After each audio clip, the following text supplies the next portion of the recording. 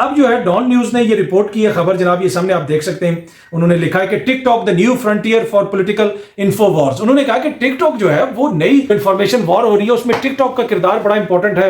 वहां पे सियासी जमातों ने अपने अकाउंट्स वगैरह भी बनाए हैं, लेकिन उसमें इमरान खान और उसमें पीटीआई बहुत आगे है, बहुत उनकी लीड है। अगर आप देखें जहां पे बात करें कि कौन कितना मकबूल है टिकटॉक के ऊपर, ये जो सामने अकाउंट आप देख रहे हैं, ये अकाउंट जनाब है मुस्लिम लीग नून का ऑफिशियल पीएमएलएन का टिकटॉक अकाउंट।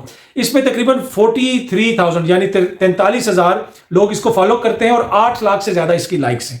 ये जो अकाउंट अब आप सामने देख रहे हैं, ये टिकटॉक के ऊपर पीटीआई का ऑफिशियल अकाउंट है।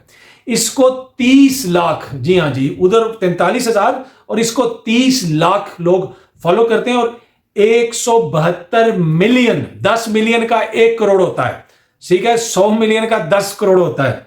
उनके 8 लाख लाइक्स और इनके 172 मिलियन लाइक्स हैं।